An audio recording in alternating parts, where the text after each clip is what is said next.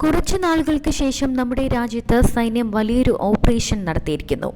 ഛത്തീസ്ഗഡിൽ നടന്ന ഓപ്പറേഷനിൽ ഒരു വലിയ സംഖ്യയോളം നക്സലുകളാണ് വധിക്കപ്പെട്ടത്. പൊതു തിരഞ്ഞെടുപ്പിന് ദിവസങ്ങൾ മാത്രം ബാക്കി നിൽക്കെ ഛത്തീസ്ഗഡിലെ നക്സലുകൾക്ക് കനത്ത തിരിച്ചടിയേകിയിരിക്കുന്നു സുരക്ഷാ സേന. ഛത്തീസ്ഗഡിലെ മാവോയിസ്റ്റ് കേന്ദ്രമായ ബസ്തറിലാണ് സുരക്ഷാ സേന മിന്നലാക്രമണം നടത്തിയത്. ഓപ്പറേഷനിൽ 29 മാവോയിസ്റ്റുകളെ സേന കൊലപ്പെടുത്തി. ചൊവ്വാഴ്ച ഉച്ചകഴിഞ്ഞ് 1:30 ഏറ്റുമുട്ടൽ നടന്നത്. രാജ്യത്ത് ഏറ്റവും കൂടുതൽ മാവോയിസ്റ്റുകൾ തമ്പടിച്ചിരിക്കുന്ന പ്രദേശം കൂടിയാണ് ബസ്തർ. തിരഞ്ഞെടുപ്പ് അട്ടിമറിക്കാനുള്ള സാധ്യത മുന്നിൽ കണ്ട് ബസ്തർ ജില്ലയിൽ മാത്രം 60,000 പേരെ സേന നിയോഗിച്ചിട്ടുണ്ട്. രഹസ്യാന്വേഷണ വിവരത്തെ തുടർന്നാണ് സേന ഈ പ്രദേശത്ത് കഴിഞ്ഞ ദിവസം തിരച്ചിൽ നടത്തിയത്.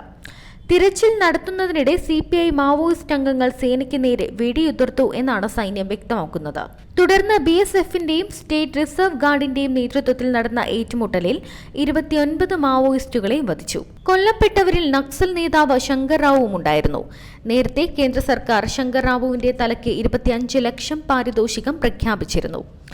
ഏറ്റുമുട്ടലിൽ 3 ജവാന്മാർക്കും പരിക്കേറ്റതായും അപകടനില തരണം ചെയ്ത ഇവരെ വിദഗ്ധ ചികിത്സയ്ക്ക് എയർലിഫ്റ്റ് ചെയ്തതായും ബസ്തർ IGP സുന്ദർരാജ് പറഞ്ഞു.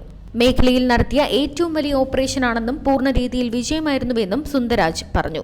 ഓപ്പറേഷന് പിന്നാലെ സൈന്യത്തെ അഭിനന്ദിച്ച് ആഭ്യന്തരമന്ത്രി അമിത്ഷായും രംഗത്തെത്തി. ഛത്തീസ്ഗഡിനെയും രാജ്യത്തെയും ഉടൻ മാവോയിസ്റ്റ് മുക്തമാക്കുമെന്നും ആഭ്യന്തരമന്ത്രി പറഞ്ഞു. ഈ വർഷം ഇതുവരെ ബസ്തറിൽ മാത്രം 79 മാവോയിസ്റ്റുകളെ സേന വധിച്ചിട്ടുണ്ട്. ഇന്നലെ നടന്ന ഓപ്പറേഷനിലടക്കം വൻ ആയുധ ശേഖരവും സേന കണ്ടെടുത്തതായിട്ടാണ് സേനയുടെ വാദം.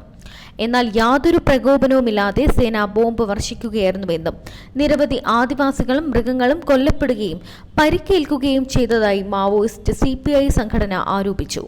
എന്നാൽ പ്രദേശത്ത് ഓപ്പറേഷൻ തുടരുമെന്നും വരും ദിവസം കൂടുതൽ മാവോയിസ്റ്റുകൾ കൊല്ലപ്പെടുമെന്നും സേനാ വൃത്തങ്ങൾ അറിയിച്ചു.